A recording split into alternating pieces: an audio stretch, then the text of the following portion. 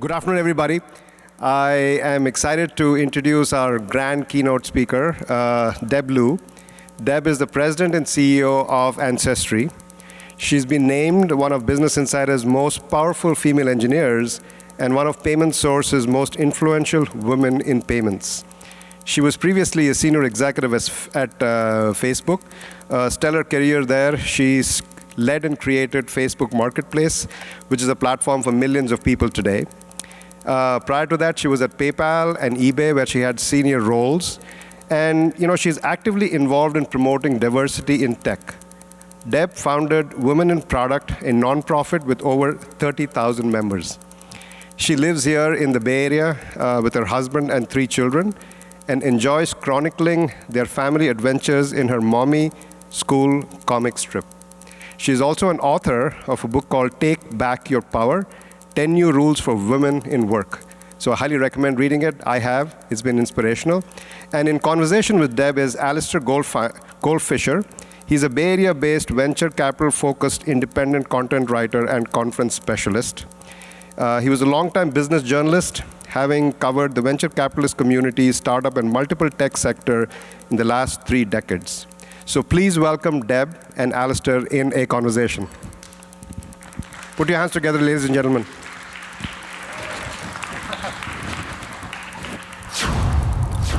Hello. Hello, everyone. Thank you for that intro, Nat. First off, I want to say that that picture is me. That's my COVID beard. So I am him, but we're dealing with something else now. Anyway, thank you for the introduction. We're going to have a conversation here with Deb in just a moment. First off, going off script a little bit, how would you describe Ancestry? Ancestry, I would say, before, is a place to kind of build your family tree and look up your genealogy. But now we're really turning it into a place to connect with your family. So to discover, craft, and connect around your family story. And so that's been the evolution of where we've been before to where we are today. Diving in more deeply, it does a lot of things. It's software, you catalog a lot of historical records, you provide opportunities to participate in research, DNA, but it does a little bit of everything, but all in all, you kind of call it a genealogy company. You're about building the ancestral tree. Well, it's really about, really documenting your family history, right? Some people do that through DNA because they have unknown origins. Maybe they can't go beyond maybe their grandparents, right? And so really kind of being able to find where you're from, to find your identity, to really know who you are, but then also to be able to share that with your family. So one of the things we've been doing a lot of recently since I've been there is to really evolve that, not just as a solo project where you're discovering something for yourself, but also expanding that to your family and those you're connected to. Awesome. And I want to say it's been around, what we know today as Ancestry.com, it's been around 24, 25 years about. Well, what's interesting is it's actually a 40-year-old company, but started as a book publishing company. And then it used to have CDs. Back in the day, discs and CDs. I remember those. Yes, and for those of you young people, those are discs that came in the mail that used as coasters. And then, after that, it really kind of evolved. It was one of the first online subscription products. And, really it was to help digitize a lot of the content. A lot of the money went to digitizing content all over the world where you couldn't necessarily access it. And it brought a lot of historical records from books and archives into the modern age and now into the cloud. And it's actually helping us to be able to tell their family stories. Awesome. And just before we continue, it's hard to see the audience, but just a quick poll. How many people here with a raise of hands have used Ancestry.com? And if you have a family member who has, like I have, one of my sisters did it, I'll raise my hand. A fair number. Very good. I didn't hear the entire introduction from Nat, but you joined in 2021, about 2 years ago. What's your tech background? What's your tech background, and what do you bring into the CEO role with that? Well, I stumbled into tech. I actually was an avid eBay seller back in Atlanta where I was in consulting after engineering school. And then I came over to Stanford to go to business school, and I interned at eBay. I ended up stumbling into a startup called PayPal with a few hundred people, which turned out to be, I had no idea what was going on. And I ended up as a product leader at the company. And I was there for 7 years. And, it was funny. As I was joining, I actually had dinner with the CEO and COO, who were Peter Thiel and David Sachs. And I said, it's going to be really awkward because I interned at eBay. Are we going to be bought by eBay? And they're like, definitely not. I joined, and the next week we were bought by eBay. And then I had to work with all of my old colleagues, which was really interesting. And so I spent 7 years doing that, eventually leading the buyer experience at eBay. And then I went to Facebook when it was 900 people, which was this high-flying startup. And now I heard there's like 70,000 people there. And it's just really incredible to see the rise of all of these trends. And during that time, I had a chance to work on games, payments, and eventually, I guess most people know me for building Facebook Marketplace, which 1 billion people use every month, which I'm really proud of. And then, during that time, during COVID, actually, I got a call about Ancestry, and I wasn't necessarily looking to leave, but I just was really excited about doing something different, and just opportunity was just something that really attracted me, because I believe that there is so much distance between people, and if we just all knew that we are interrelated in so many ways and we're part of this human family, I think that could really change how we look at the world. And so that's what really attracted me, is like, can we actually see how our history, how choices our family made, generations ago affect us today, and how that can carry forward to what we pass on to future generations. Awesome. I love that story of how you kind of, just fell into the role you said, but I'm sure you proved yourself along the way, and you joined Ancestry 2 years ago. During that time, it was kind of at the height of the pandemic. I know we have fatigue about talking about the pandemic and COVID, but how did the pandemic affect Ancestry.com? What was it going through during that time?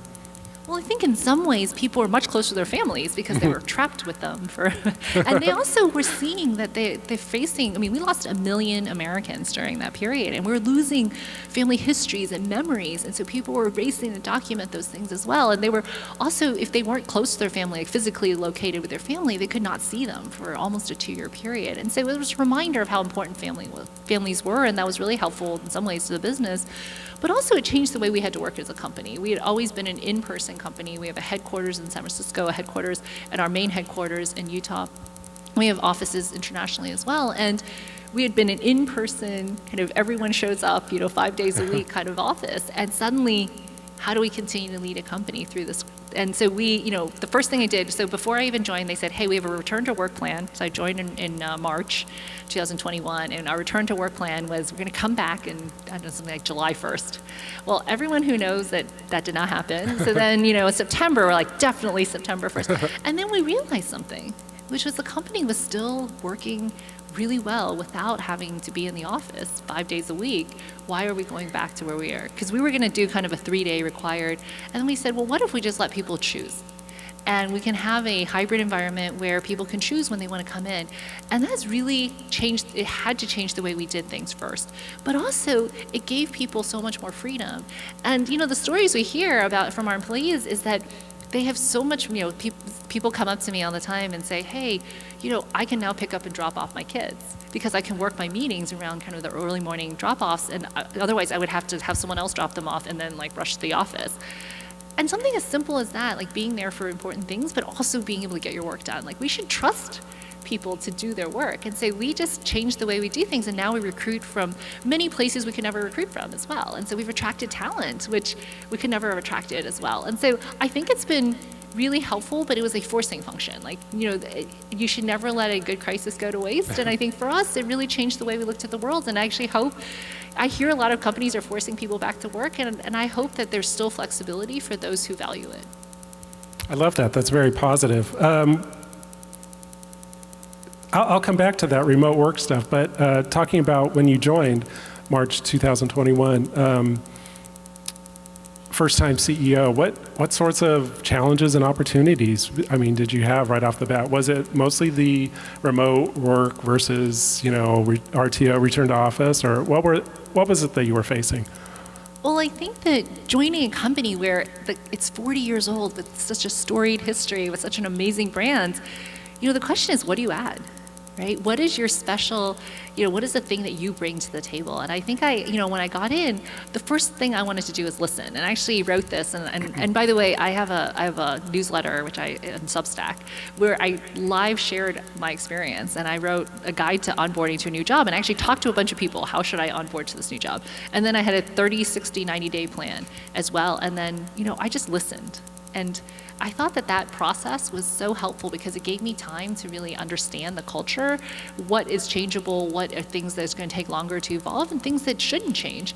And then I did a State of the Union at the end of 30 days, and then, and by the way, at 1 year, I wrote Avoid the Pitfalls of Starting a New Job, because I wrote all the things I did wrong during that period as a post-mortem for my first year.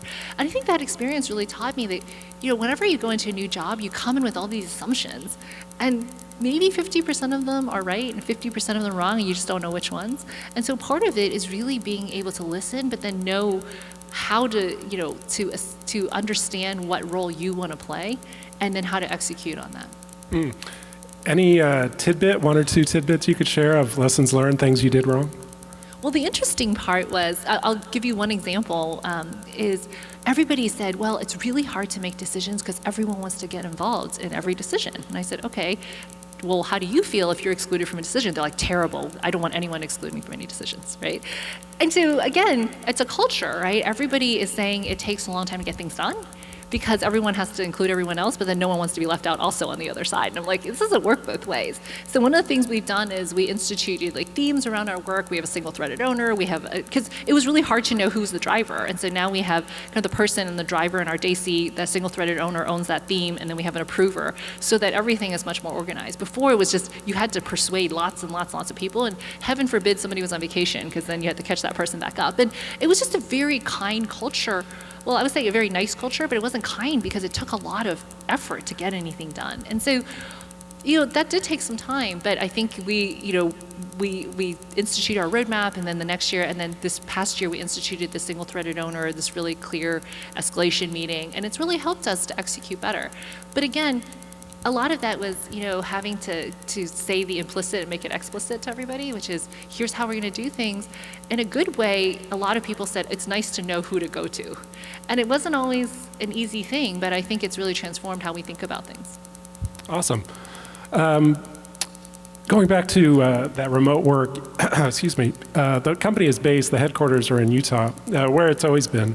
But you're not. You're here nearby in Palo Alto. What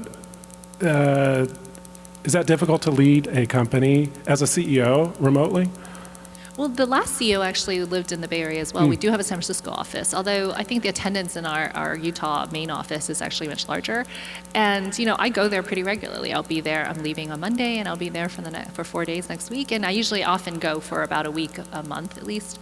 And I try to make it there. And part of that is, you want to be where everybody is, and when you come, you want everyone to be together. But you don't want it to make it required. You want to make it so that it's special when you go, and people can spend time. And so, and when I go, it's morning, noon, and night, right? You land, and then you have breakfast, lunch, and dinner with different folks. One thing I love to do, by the way, is during lunch, instead of scheduling lunch, I just go to all the tables, and I just sit down and have lunch in a rotation with different groups. The funny story was one time I sat down, and I said, oh, what do you do? And the guy told me. And then he goes, oh, what do you do? And then the guys that were sitting across from him said, that's Deb. And he's like, oh, hi, Deb. What team are you on? I'm like, all of your teams? And I think he was a little mortified, but then apparently he's told the story to many other people, so it's okay.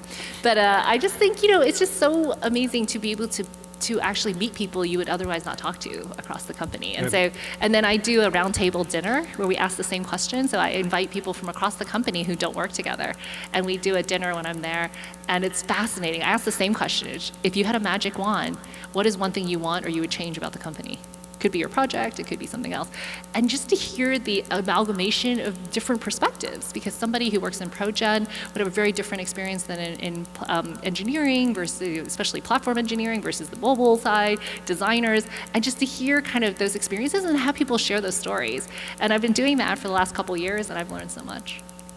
You're not an undercover CEO, you're an out in the open CEO. Maybe I'm a little obsessed with the future of work and hybrid, remote, return to office. Can any CEO lead a company remotely? It's interesting.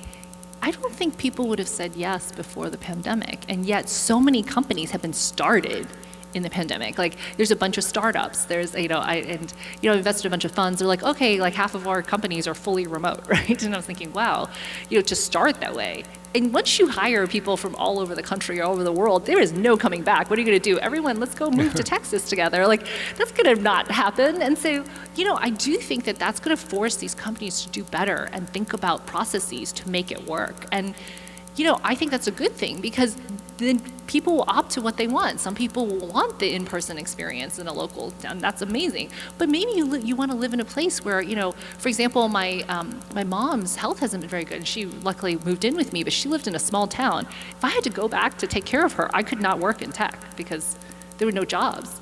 And so, really thinking about how do we actually create an opportunity for people who might have been not able to have these kind of jobs. I was listening this morning about how remote work has helped those who are disabled, for example, or those who like have different life circumstances to come back in the workforce in a way that they could never do. I think there will be maybe 20% of companies will be in this hybrid kind of remote activity, and then 80% will probably do some sort of required at work, and that's okay as well. But it allows people to opt into different experiences. It used to be it was like 2%, and so now it's great if you want to live in a different place and you want to contribute, but you just have to come in. My husband works in a fully remote company. They spend 1 week together in a different town every 3 months. They go to a different city, and they spend a week together, and then they have no physical location, which they could never have done. And this company was started before COVID, but now everyone lives all over the world. Yeah, that's unimaginable prior to 3 years ago. Really quickly, what about 5-day versus 4-day a week? Well, one thing for me is, how do we provide flexibility for people? Like, that's the most important thing. Are people delivering? I don't think the rigid kind of 9 to 5, like, is it better for everyone to show up exactly at 9 and leave at 5, and then everyone has to do everything at the same time? Or should we live our lives and integrate work in a way that's going to be balanced? And I think with our flexible policy, it allows people, like, look, if you want to do, we want to have that flexibility. And so instead of actually saying, okay, no, we have to squeeze everything into 4 days, let's let people actually do what they want in their time. And I feel like for us, the flexibility is way more important than I could say, okay, we could go in 4 days, but everyone has to show up at X time and everyone is there until X time. But I actually would rather us have a hybrid kind of model where we have more opportunities to fit our lives around our work and vice versa. Well said. Moving forward, the outlook, what sort of challenges and opportunities lie ahead for the company and for you? Well, I think I'd be remiss if I didn't say the word AI, since I think that came up a lot in your conference. I've heard it a few times. I think that might have come up a few times today. But I think it's going to be, it's like the dawn of the internet. It's just, we have no idea what opportunities. There are going to be amazing companies like Amazon that couldn't have existed before. And then there are going to be, people who integrate, commerce and online services all over the place, just like it did for Ancestry, like moving from a book publisher to a desktop software to an online subscription product. That's going to be a huge opportunity. But I think there's going to be, in every change in the next chapter, there's always winners and losers, and that's remain to be seen. But I do think companies that really think hard about how AI can augment their business, just like those who evolved with the internet, will be the ones who win in the long term. And those are the ones who think hard about how they can improve work processes, how they can augment the things they do, how they can actually do things very, very differently. We've invested in AI for a long time, for example, in handwriting recognition, and we shared that in 1940, it took us something like 9 months or something like that to do the scanning and digitization of the 1940 census, and we did that in a couple weeks for 1950 because of the AI we actually used against the 1950 census. And so it has such a change in our technology, and I think it's going to create lots of opportunities, but I also think there are going to be different winners and losers depending on who really understands it and deeply integrates it. Any other examples of how you're employing technology or looking at innovation?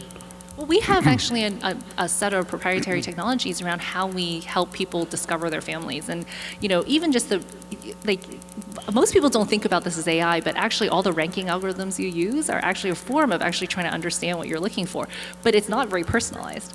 And so what we'd love to do is actually make it more personalized so that, we could actually recommend things that feel really personal to you. And I think that's going to be something we're investing in and how we actually do recommendations. And I think long term, that's going to change the way we look at all products. And so that, we during my 2 years, we've launched logged in homepage and notifications, but relevance is so much more important than information. There's massive amounts of information, and actually how does AI drive personalized relevance?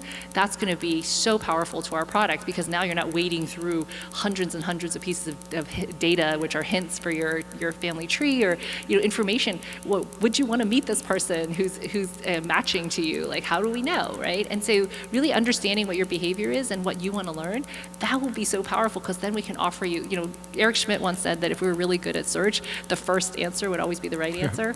And they do make money on the ads though, but with AI, they literally give you the summary. And so that's exactly what his vision was. He said that like 15 years ago. And I think if every company incorporated that in something we're looking at, so that it feels so personalized that you never want to go anywhere else. Amazing. As we wind down here, a few minutes left. I'd love to hear more about the company and how you lead, but I've read some things about you. You're supportive of women in tech. What is it going to take to drive more women into tech, into business? How best to support women in the field? So, I founded Women in Product actually in 2016, and the reason was because I actually started out in tech. So, I told you I stumbled into product. I had no idea what a product manager did. I was interviewing for the job. I get the job. I actually had to tell the VP I worked for, what is this job when I got there? And she graciously told me, hey, look, all those ideas you had in the interview, you're supposed to build them. I'm like, oh, how do you do that? And she's like, here's a spec. You have to write a spec. And but there were so many women there because there was no barriers. Like if you were smart and you had ideas, you could just get hired. And then suddenly, after a few years, I noticed there are fewer and fewer women in the industry. So at the time, at one point, Amy Clement, who was the VP while I worked for her at PayPal, had a table full of directors who reported to her running every team at PayPal, and all the product directors were women. And then I went to Facebook and I realized there were no women. There were 4 women PMs and there were like 50 or 60 PMs. And I said, what happened? And so it took me years to figure this out, but actually Google in 2004 required a computer science degree to become a product manager. And so, and that was the right thing for their company at the time. They wanted more technical PMs, that made sense. But then every other company is like, Google's a hot company, so they followed suit. And suddenly women who were in the industry succeeding actually couldn't get their next job. I actually went to Facebook as a product marketer because I couldn't get in as a product manager. And so did, by the way, at one point we realized that the 3 product VPs who actually also ran engineering teams, none of us had a CS degree. And we realized something is wrong if we're not going to let people in with a CS degree if none of us actually have one. And so we had to rethink our interview process. And part of the reason I created Women in Product was because all these companies said, okay, computer science is the most important thing. And it is important because that's one skill, but so is understanding data, so is design, so are so many other things. And so we actually advocated for removing the computer science requirement, the technical interviews, and now so many more people are coming in because look, we're not going to change the physics of the 20% of people earning CS degrees being women, but we can bring people who can be incredible leaders who don't have that background. And you look at some of the most successful chief product officers, and a lot of them don't have CS degrees, men and women. And so, the barriers are not things that no one intended to say, we're pushing all the women out of this industry. But it is important that we think about how we advance and how we think about what it takes to actually builds the best products, which is diverse points of view. And if we're shutting out a certain group of people, we're actually not going to have the products that we want in the future. Very nice. I was trying to think, listening to you talk, okay, who does she sound like? Well, why don't I just ask you, as CEO, who have you looked to for inspiration?